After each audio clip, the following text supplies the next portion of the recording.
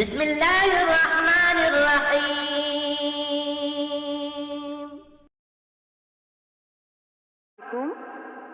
যদি একজন মুসলমান কোনো অমুসলিমের বাসায় থাকে, সে যদি তখন নামাজ আদায় করতে চায়, সেই অমুসলিমের বাসায় কি নামাজ পড়া যাবে?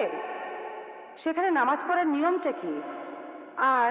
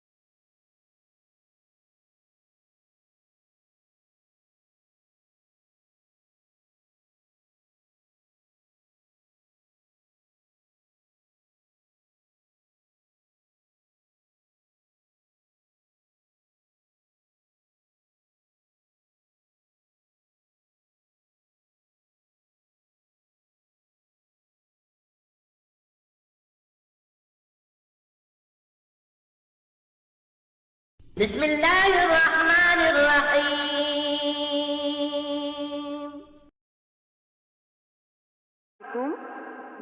যদি একজন মুসলমান কোনো অমুসলিমের বাসায় থাকে, সে যদি তখন নামাজ আদায় করতে চায়, সেই অমুসলিমের বাসায় কি নামাজ পড়া যাবে? সেখানে নামাজ পড়ার নিয়মটা কি? আর মুসলমানরা মন্দির থেকে প্রসাদ নিতে পারবে কিনা সেটা বলবেন কি? বোন, আপনি দুটো প্রশ্ন করেছেন। প্রথমটা হলো কোনো অমুসলিমের ঘরে একজন মুসলিম নামাজ পড়তে পারবে কিনা। যদি সেই ঘরে কোনো সমস্যা না থাকে, যদি আপনার সামনে কোনো মূর্তি না থাকে, যদি আপনার নামাজ পড়ার জায়গাটা পরিষ্কার থাকে, আপনি তাহলে নামাজ পড়তে পারেন। আমাদের প্রিয় নবী মুহাম্মদ সাল্লাল্লাহু আলাইহি ওয়াসাল্লাম বলেছেন, এটা আছে সহিহ বুখারীতে প্রথম খণ্ড বুক অফ সালাত, যে পুরো পৃথিবী একটা মসজিদ বিশ্বাসীদের জন্য। যদি জায়গাটা পরিষ্কার থাকে আর ইসলামের কোনো নিয়ম ভাঙা না হয়, আপনি নামাজ পড়তে পারেন। এবারে প্রসাদের ব্যাপারে বলি। প্রসাদ হলো খাবার যেটা পুজোর সময় হিন্দু ধর্মের লোকেরা উৎসর্গ করে তাদের দেবতাদের নামে।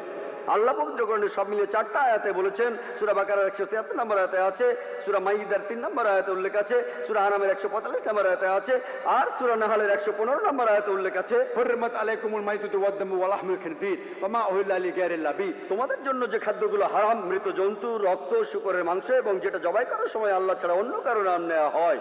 তাহলে প্রসাদ খাওয়াটা হারাম। প্রসাদ খাওয়ার অনুমতি নেই ইসলামে। তবে অনেক মুসলমান আছেন যারা কষ্ট দিতে চান না, তাদের অমুসলিম বন্ধুদের কষ্ট দিতে চান না তাই তারা কি করেন, কিছু মুসলমান বিসমিল্লাহ বলে খেয়ে ফেলেন। পরের দিন বিসমিল্লাহ বলে মদ খাবেন, বিসমিল্লাহ বলে শুকর খাবেন। যে খাবারে আল্লাহ ছাড়া অন্য দেবতার নাম নেওয়া হয়েছে সেটা ইসলামে হারাম। এখানে আপনি কি করবেন, আমার ভিডিও ক্যাসেট দেখতে পারেন, দাওয়া ও ডিস্ট্রাকশন। সেখানে দেখবেন কিভাবে অমুসলিমদের বোঝাবেন প্রসাদ খাওয়ার ব্যাপারে, আর কিভাবে তাদের ধর্মগ্রন্থ দিয়েই তাদেরকে বোঝাতে পারবেন। আশা করি উত্তরটা পেয়েছেন। Please subscribe my channel Islamic video আল হাদিস।